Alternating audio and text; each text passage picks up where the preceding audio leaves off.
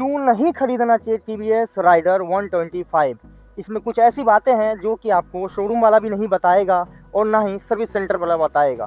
इस बाइक को मैंने करीब 2 साल यूज़ किया है और हेलो जी, मेरा नाम है साकिब और मैं हूं बिहार से और आज मैं आपको देने वाला हूं टीवीएस राइडर 125 का फुल रिव्यू वीडियो। तो शुरू करते हैं। सबसे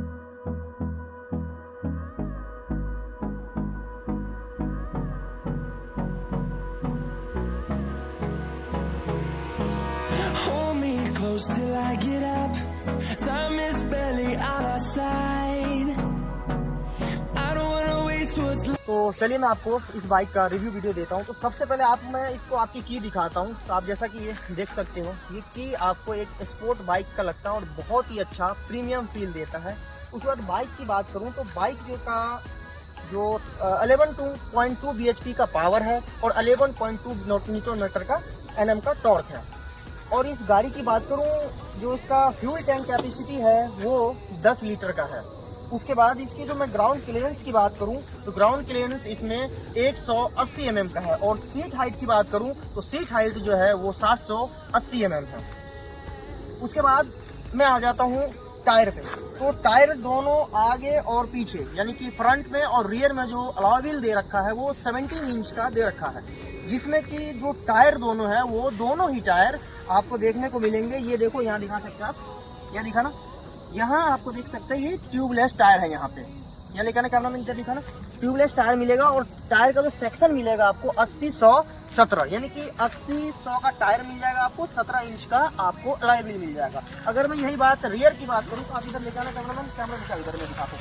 इसमें भी आपको, तो अगर मैं रियर की बात करूं तो यहाँ देख सकते हैं आप 190 यानी कि 90-100 का टायर है। और ये जो है आपको ये भी ट्यूबलेस टायर मिलेगा आपको। ये टायर की बात हो गई। अब मैं आता हूँ इसके ब्रेक की तरफ। तो ब्रेक जो है इसका आगे में आप इधर देखते हैं, कैमरा में इधर लेके आओ, मैं इसको दिखाऊँ। आगे में जैसा कि आप देख सकते हो, इधर आपको 240 mm का आपको यहाँ पे डिस्क ब्रेक मिलता है। और मैं बात करूँ रियर की तो रियर में आपको 130 mm का ड्रम ब्रेक मिलता है। उसके बाद ये तो हो गया इसके ब्रेक की बात। अब आते हैं हम सस्पेंशन पे। सस्पेंशन जो है इसका आप यहाँ से देख सकते हो, ये टेलीस्कोपिक सस्पेंशन इसमें दे रखा है। हालांकि इसमें अगर यूएसबी सस्पेंशन होता तो ज़्यादा बेटर होता, लेकिन यहाँ पे टेलीस्कोपिक सस्पेंशन दे रखा है। पीछे की बात करूँ, रियर की बात करूँ तो वहाँ एडजस्टेबल सस्पेंशन दे रखा है। 5 टाइम आप उसको एडजस्ट कर सकते हो। ये हो गया सस्पेंशन। उसके बाद मैं बात करता हूँ इसके फ्रंट फेसिया की। तो सबसे पहले मैं आपको बताता हूँ कि ये इस तरह का कुछ इसका लुक है फ्रंट का। और यहाँ जो आप देख रहे हैं एलईडी हेडलैम्प और एलईडी डीआरएल दोनों दे रखा है।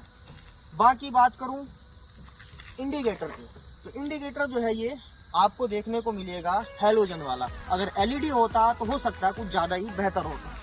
तो ये तो हो गई आपकी इसकी बात, हेडलाइट की बात। उसके बाद साइड मिरर दे रखा है, ये थोड़ा सा प्रीमियम टाइप का है। साइड मिरर भी अच्छा है क्योंकि 125 सीसी में इससे बेहतर आपको साइड मिरर नहीं देखने को मिलेगा। अब बात करूं मैं यहाँ पे सीट की, तो सीट जो है आपको 780 mm का जो सीट हाइट मिल रहा है। पीछे थोड़ा सा ज़्यादा चौड़ा है। अगर मैं आप बोलूँ तो आप कैमरा में इधर लेकर दिखाएं, ये काफ़ी चौड़ाई, अच्छी खासी चौड़ाई है इसकी। तो इस पर बैठने में उधर से दिखाओ, कुछ अच्छी खासी इसकी चौड़ाई है, जिसकी वजह से बैठने में और इसको ड्राइव करने में बहुत ही अच्छा कंफर्टेबल फील होता है। अगर मैंने इसको 750 किलोमीटर नॉन स्टॉप बाइक चलाया है और इसका जो हैंडल है और इसकी जो पोजीशन है और इसका जो कंफर्टेबल है वो A1 का कंफर्टेबल और पोजीशन है। बात करूँ पीछे की, तो पीछे की जो है ये निगेटिव पॉइंट में आता है, तो आपको मैं बाद में बताऊंगा। तो आपको मैं पहले पॉजिटिव पॉइंट जितनी सारी है वो बता देता हूँ। उसके बाद मैं आपको दिखाता हूँ एक बार मीटर की तरफ। इधर मैं कैमरा में दिखाना मीटर की तरफ। ये मैंने मीटर ऑन किया। इसका सबसे पहला जो पॉइंट है, यहाँ से देख सकते हो, आपको यहाँ पे गियर दिखाता है, यहाँ पे आपको टाइमिंग दिखाता है, यहाँ पे आपको स्पीड दिखाता है और यहाँ पे आपको टोटल गाड़ी जो हमारी चल चुकी है अभी तक 21,108 किलोमीटर गाड़ी हमारी चल चुकी है। और यहाँ से आपको ट्रिप A ट्रिप B यहाँ से मैं सेट करके दिखाता हूँ। यहाँ देखें, यहाँ फोकस करें, देखें ये हो गया आपका रेंज दिखा रहा है 269 का। ये एवरेज 59 किलोमीटर का आपको इसमें एवरेज दिखा रहा है।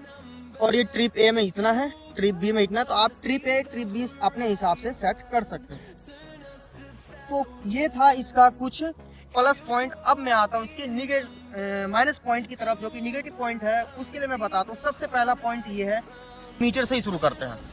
मीटर में क्या है कि जब तेज रोशनी होती है, धूप ज़्यादा होता है, तो आपको यहाँ से जो दिख रहा है तो ये आपको धुंधला हो जाता है, थोड़ा सा दिखता नहीं है, क्लियर नहीं दिख पाता।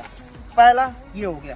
दूसरा मैं बताता हूँ जो सभी भाई रिलेट करेंगे, जिसके पास 125 है और जो इससे रिलेट कर पाए भाई कमेंट करके जरूर बताना कि इसका जो पीछे का जो सस्पेंशन है, अगर आप दो लोग इस पे बैठ के बाइक चलाते हो, ड्राइव करते हो, तो अगर आप ब्रेकर की से क्रॉस करते हो तो सस्पेंशन नीचे का जो है वो दबता है, जिसकी वजह से आपको नीचे का जो मैन स्टैंड है वो आपको सॉकर में नीचे ब्रेकर में मैन स्टैंड आपको ब्रेकर में लगेगा।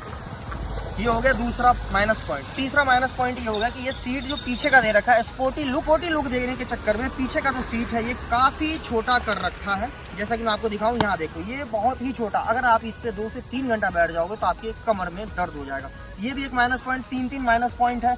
बाकी अगर मैं इसके एवरेज की बात करूँ तो एवरेज लगभग अप्रोक्स आपको अभी इसमें तो दिखा रहा है 59 का, लेकिन 59 देता नहीं है। ये आपको 56, 57 आपको हाईवे पे दे देगा। लेकिन अगर आप दिल्ली जैसे शहर में ट्रैफिक वाले एरिया में चलाते हो तो आपको 47, 48 इससे ज़्यादा एवरेज नहीं देगा। लेकिन 125 सीसी ठीक है, अच्छा है। उसके बाद मैं बात करूँ इसके पावर की, तो वाकई में पावर बहुत ही ज़्यादा अच्छा है। थोड़ा सा कैमरा में नज़दीक लेके आए बस। तो पावर की बात करूँ तो पावर बहुत ही ज़्यादा अच्छा है, क्योंकि 125 सीसी के सेगमेंट में जितनी भी बाइकें आपने देखी हो, एक्सट्रीम हो गई, साइन हो गई, होंडा साइन एसपी हो गई, उसके बाद राइडर हो गई, N125 जो पल्सर का है वो हो गया, जितना भी बाइक है सबसे अच्छा पावर इस बाइक में आपको देखने का मिलेगा। टॉर्क और पावर दोनों ही इस बाइक में बहुत ही अच्छा है। इस बाइक को लगभग मैं 2 साल यूज कर चुका हूं और 2 साल में क्या क्या दिक्कतें आई है, कितना परेशान हुआ, मैं आपको अभी बताता हूं। सबसे पहले मैं बताता हूं कि 2 साल में ये आप जो देख रहे हैं ये इसका कलर नहीं है, क्योंकि इसको मैंने ऊपर से रैप कराया। आप इसको इग्नोर करें। 2 साल में मेरे को लगभग कुछ भी नहीं बदला हूँ, 2-3 चीज़ छोड़ करके। पहला ये टायर मैंने आपको उस समय दिखाया था, और ये टायर देखो, ये टायर मैंने लगाया ऑफ रोडिंग का टायर। इसलिए लगाया कि जो पहले वाला था वो पंचर ज़्यादा हो गया था और टायर चलने वाला था, लेकिन पंचर होने की वजह से मुझे टायर चेंज करना पड़ा। लेकिन अगर आप रियर की देखोगे तो यहाँ देखो, ये अभी भी इसके अंदर इतना ज़्यादा गड्ढा और इतना ज़्यादा ये टायर चल सकता है। नज़दीक लेगा कैमरा थोड़ा दिखा सकते हैं। ये देखो आप, इसके अंदर अभी भी इतना ज़्यादा टायर है और ये घिसा नहीं है, तो ये अभी चल सकता है। तो ये नया जो अभी गाड़ी लगभग 20,100 कुछ किलोमीटर चल चुकी है, जिसकी वजह से थोड़ा सा घिस गया है। और ये टायर अभी और भी चलेगा।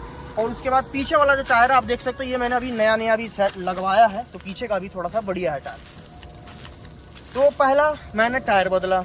दूसरी बात करूँ तो इसके चैन स्पॉकेट की बात करूँ तो ये चैन स्पॉकेट पूरा सेट आता है। तो चैन और ये स्पॉकेट दोनों घिस गया था, दोनों खराब हो गया था, जिसकी वजह से मैं पूरा इसको चेंज करवाया। तो 20,000 किलोमीटर चलाने के बाद चैन स्पॉकेट बदला हूँ, टायर बदला। उसके बाद गाड़ी को मैंने कुछ ज़्यादा ही रफ यूज किया था, ऑफ रोडिंग भी मैंने अच्छा खासा किया है, जिसकी वजह से टाइमिंग चेंज खत्म हो गया था। इसका आवाज़ बहुत ज़्यादा नॉइज़ आ रही थी, तो मैंने इसका टाइमिंग चेंज भी बदला। बाकी आपको एक बार मैं आवाज़ चेक करके बताता हूँ, देख सकते हैं। इधर ले जाओ, कैमरा इधर ले जाओ और साइलेंसर के पास ले जाओ, यहाँ ले जाओ, आवाज़ सुनाओ। मैं यहाँ ले जाओ।